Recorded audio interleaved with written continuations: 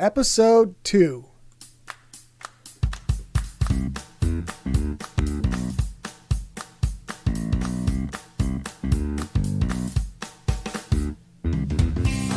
Welcome back, friends. Thank you for listening again today. This is the Bible FAQ with Kirk Van podcast, the podcast that provides brief, thoughtful, biblical answers to your questions. And I do strive to answer questions that are submitted to me from other people. This isn't a setup of me just picking random questions, but I intend to answer the questions that are given to me by others. So to that end, please send in your own questions that you would like to have answered on this podcast. You can do so by going to the website, kirkvan.com, and there's options on the website for submitting your question. You can use email, question@kirkvan.com, or you can also do so through our Facebook page. And the Facebook page is facebook.com/BibleFAQ with Kirk Van. And while you're there on the Facebook page, please do like and follow us. If you are willing to do so, it'd be great if you can share with some friends. And we really would like to get the word out about this resource online, Bible FAQ. And so without further ado, I'd like to get right into some more questions for today. And the first question that I'm going to address does come from a Facebook user. This Facebook user is Gilbert. And don't know where Gilbert's from because he didn't share that information. But here's the question that we'll start off with today. Jesus said that if we want to follow him, we must deny ourselves. What did he mean by this? The scripture citation is Matthew 16:24. Well, first, this is a great question because a misunderstanding of this has resulted in a lot of bad theology and destructive application of that bad theology throughout the centuries. And so Gilbert cited here Matthew 16:24.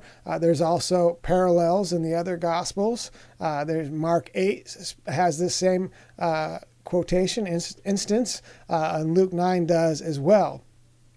And so let's read that verse scripture. We'll go ahead and read the instance out of Matthew that Gilbert has cited here.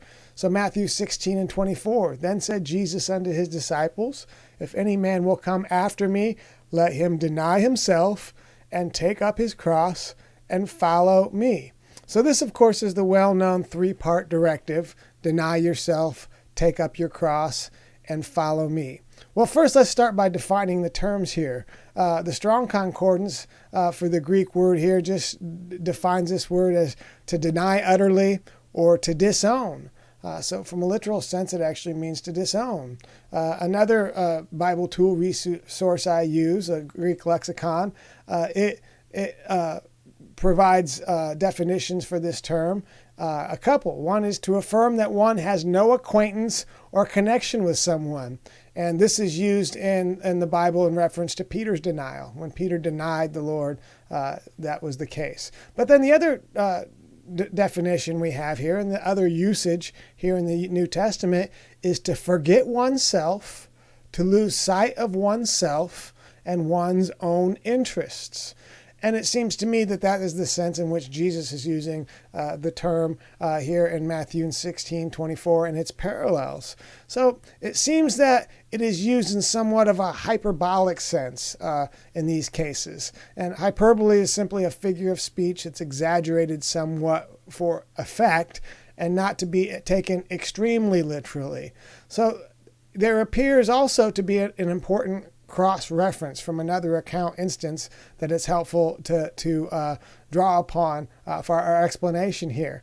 And so often in Scripture, when we see kind of the same statements made, it's often just parallels of the same thing in the same instance. But in some cases, we see that Jesus taught on some topics and used the same words or close to the same words more than one time. So it's not just another parallel of the same instance of Jesus teaching, but it's actually another time that Jesus was teaching, that he was teaching on the same topic and using the same words or close to the same words. And this is the case for this particular teaching, because the parallel for Matthew 16 would be Luke 9, but also we find in Luke 14. So twice in the same gospel, Jesus teaches on the same topic. But this time, he substitutes the first part of that three-part directive with some slightly different words. And these words give us Jesus' own description of what it means to deny oneself. So let me just read it for you. Luke 14, verse 26 and 27. If any man come to me and hate not his father and mother and wife and children and brethren and sisters, yea, and his own life also, he cannot be my disciple. And whosoever doth not bear his cross and come after me cannot be my disciple. So here in the latter part of those verses, we have him say to bear your cross, take up your cross, and come after me or follow me. So that first part seems to be replacing the words deny yourself with this explanation of kind of what it means to deny yourself. So he's teaching the same thing. Well, how do we interpret this? After all, the Bible is replete with teachings to honor your parents and to be obedient to your parents. And so Jesus certainly isn't going against that teaching. He's not contradicting that teaching. So what we have here, again, is a bit of hyperbole.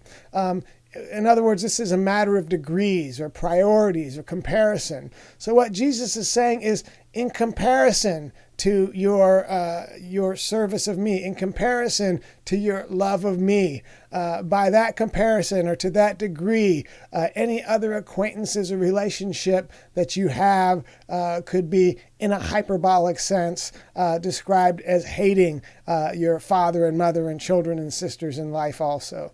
And so I think we need to interpret like that because it's the only thing that makes sense in this. So it's a matter of degrees or comparison. So to answer the specific question, what does it mean to deny oneself?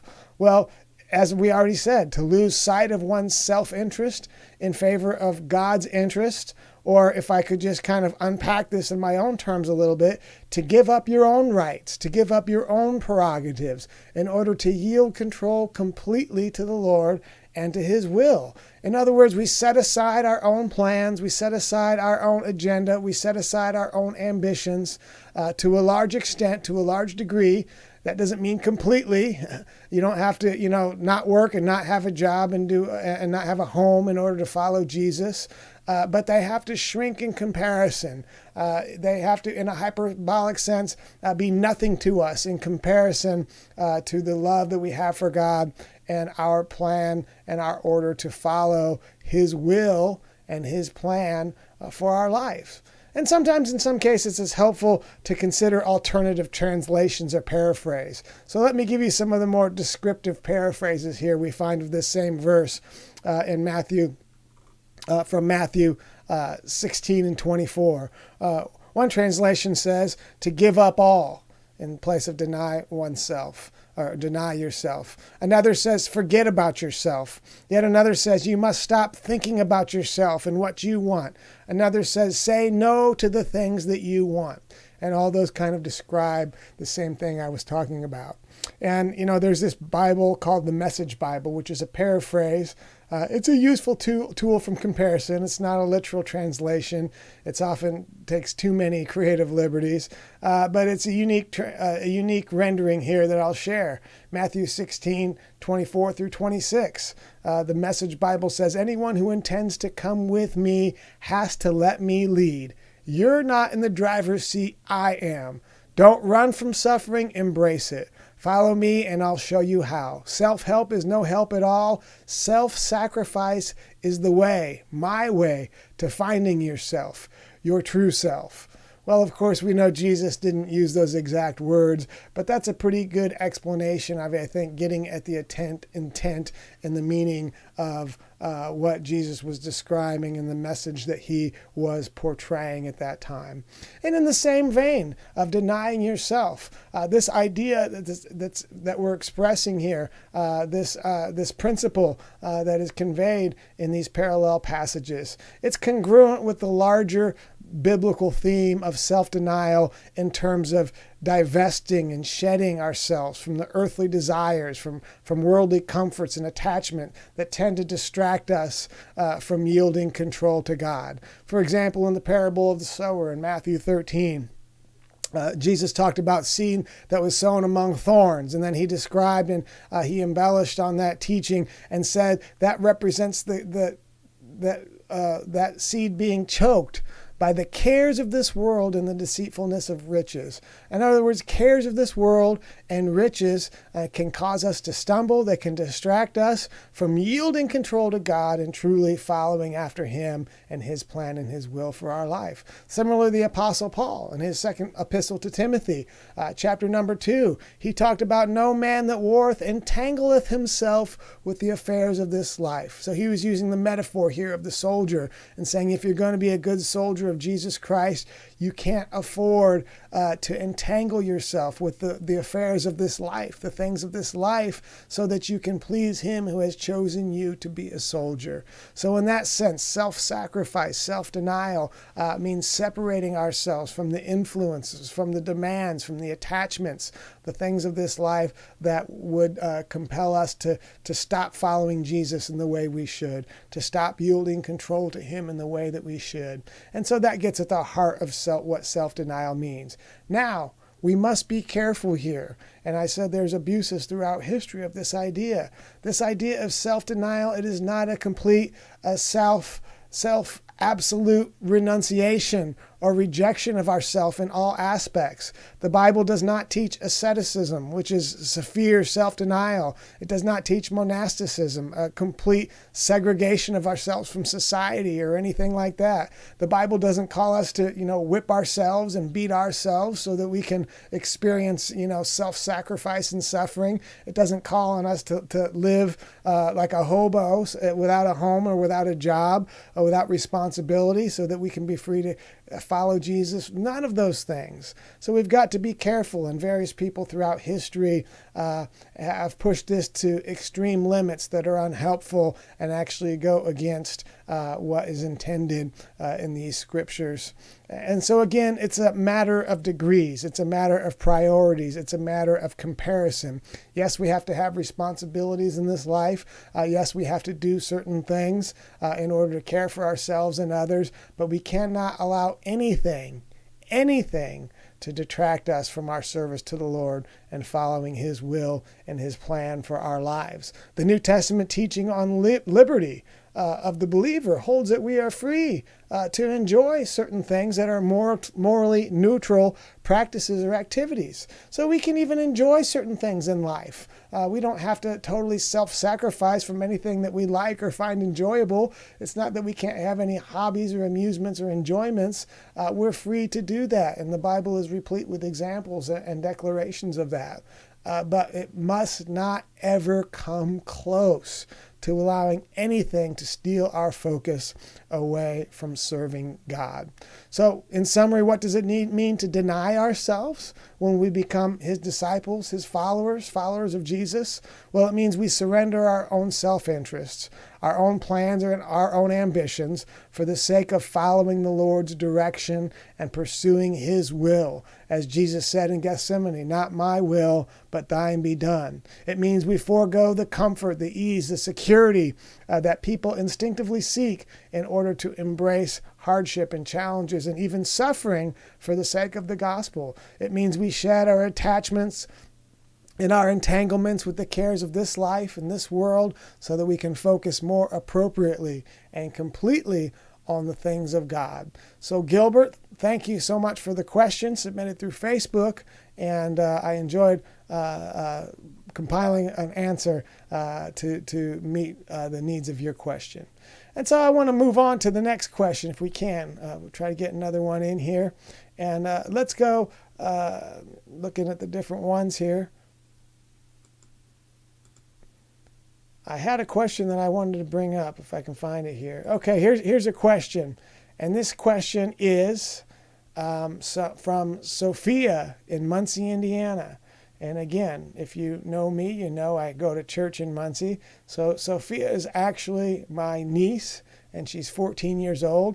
And she actually sent me this question before I even started working on this podcast. And she sent me this question via a Facebook message. She sent me a few questions previously, but it's a great question, and I'm going to have fun answering it here. So the question is very short. I was going to say simple, but it's not simple, but it is short. It's simply this: where did God come from? Where did God come from?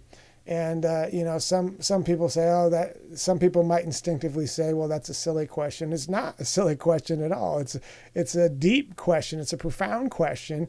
And it's a question I bet not a lot of people could answer just off the top of their heads with any degree of intellectual prowess, I guess you could say. So in answer to this question, and, when we describe God and who he is, and when in response to this question, really the only way we can define God from a biblical perspective is according to his attributes, according to his nature. And of course, the Bible is replete with descriptions of the various attributes and character and nature of God. But I'm going to mention three here because they address this question directly. First is the question or the attribute of aseity. Aseity, that means self-existence. It means to be self-sufficient and self-sustaining. In Exodus 3 and 14, Moses asks, "Whom shall I say sent me?"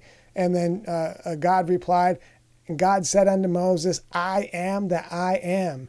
And he said, "Thus shalt thou say unto the children of Israel, I am hath sent you unto me." So this I am expression is the ultimate statement of self-sufficiency, of self-existence, of the immediate presence of God. And so that testifies of his aseity. Also in John 8 and 58, Jesus said unto them, so Jesus makes a statement, "Verily, verily, I say unto you, before Abraham was, I am." So Jesus very clearly was identifying himself with the I am of the Old Testament. He was very clearly identifying himself as the one God of the universe manifest in flesh. And for this, they thought he was blaspheming God and wanted to kill him. In Acts 17, this is a beautiful part of Paul's preaching when he says, "God that made the world and all things therein, seeing he is Lord of heaven and earth, dwelleth not in temples made with man's hand, neither is worship with men's hands as though he needed anything, seeing he giveth to all life, breath, and all things." So this is a description of God's aseity before. He doesn't need anything from anyone else. He's self-sufficient. No one makes it possible for God to exist, but God makes it possible for everything else to exist. He is the Lord of heaven, and he dwelleth not in temples made with man's hands, but he gives life and breath to all things. And so that is a testimony of his aseity. And number two, the Bible testifies about God's eternity. And what we mean by that is his existence beyond time. The fact that God is eternal, has no beginning and no ending. In other words, he's free from all succession of time, past, present, and future, are constantly before him. Philosophers call this the eternal now. However, God can and does view events in time and act in time. And so this is related to the idea of God's infinity. To be infinite means to be immeasurable and unlimited in extent of space or duration of time or other things. So it's not that God existed from an infinite number of days or years or minutes or however you want to measure it. It's that God is actually timeless. He exists outside of the construct of time, so you can't measure it.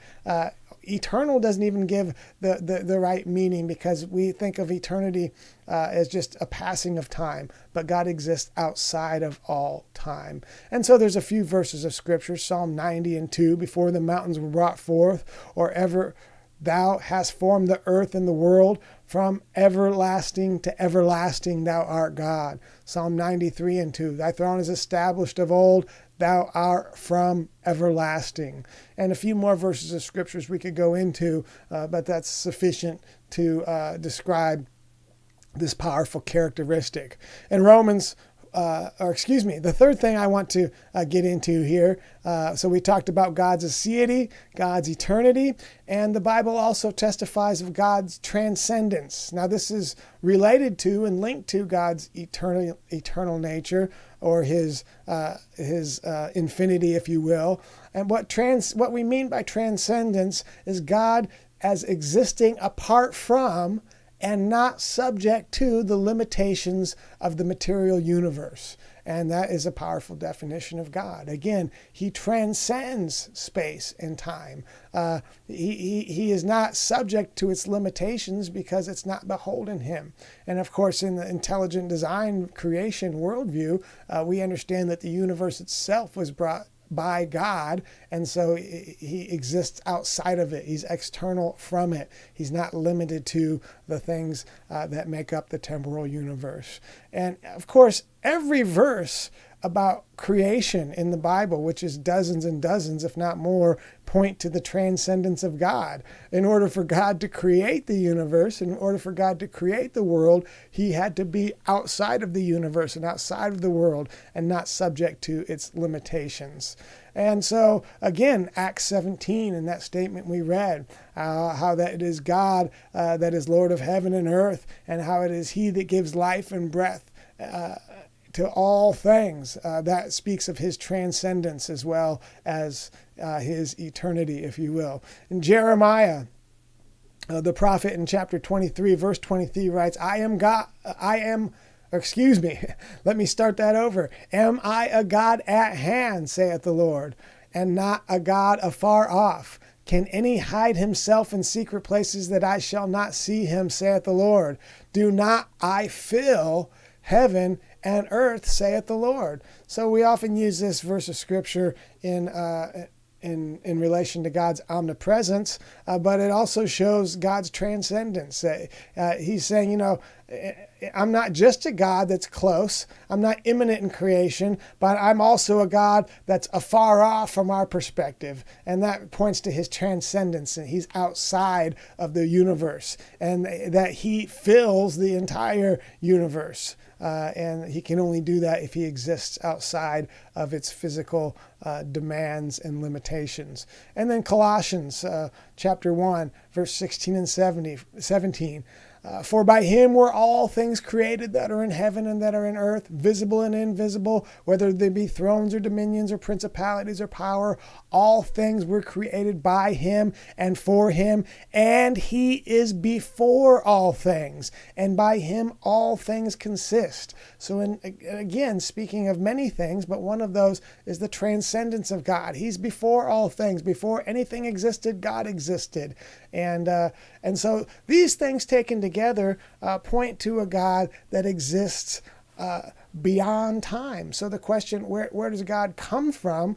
He comes from a realm that's beyond our existence, in some ways beyond our comprehension. And he is just eternal, always existed. But not just, even that description is insufficient, because always existed implies a passing of time and a passing of years. But God is timeless. He exists outside of the concept of time.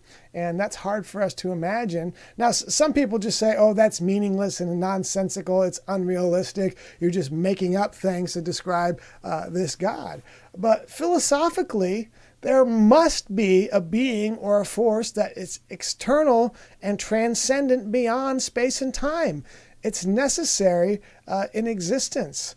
And this is what philosophers call the uncaused cause, or the prime mover. Everything that begins to exist has a cause. So there's something that causes that, and then there's something that causes that thing, and there's something that causes that thing. This could go on forever. There's got to be something at some point.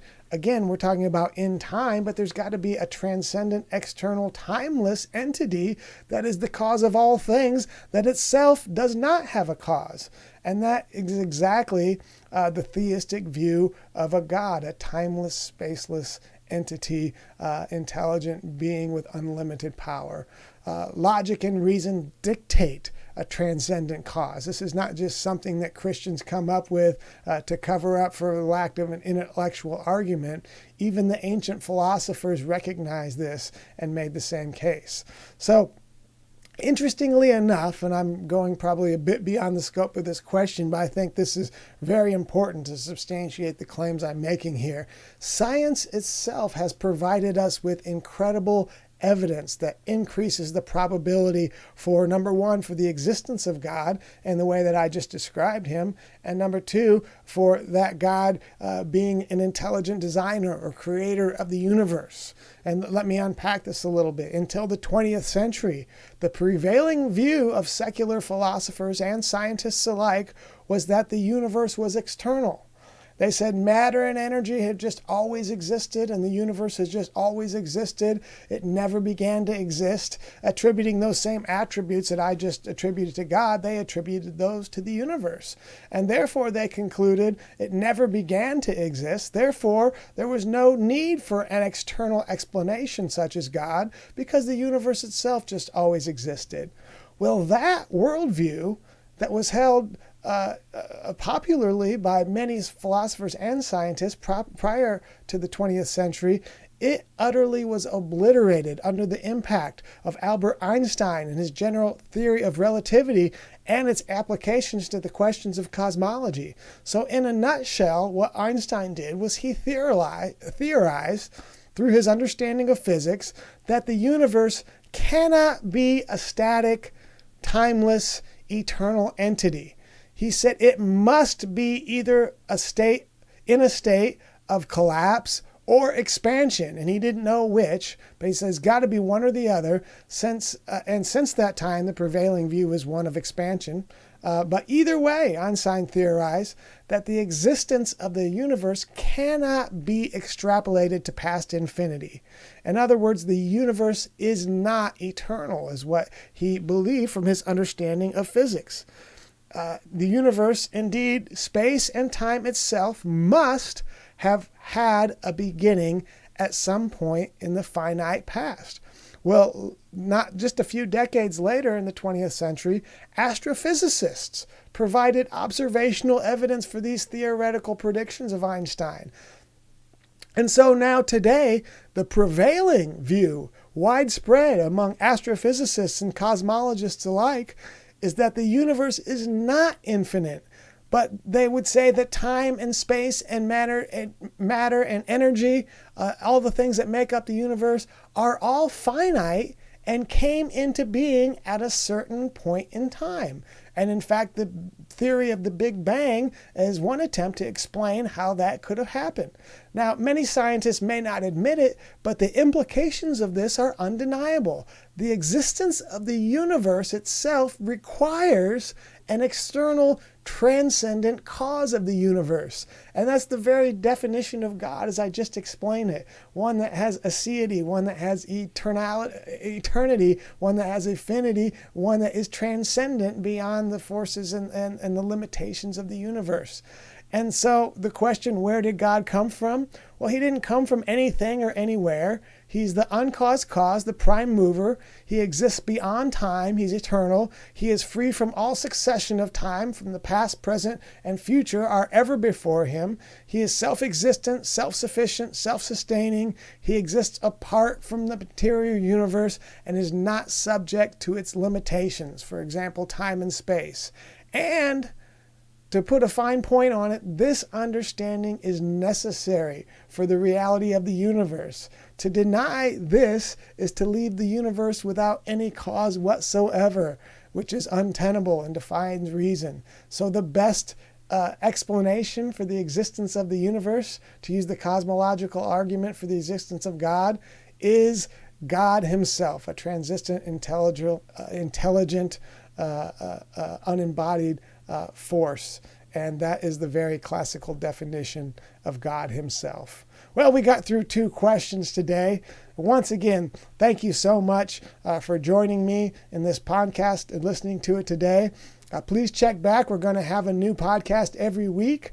And this week, I'm introducing 3 podcasts to get things rolling. So we should have another one here released in a couple days. So check back to kirkvan.com, our Facebook page at facebook.com/BibleFAQ with Kirk Van.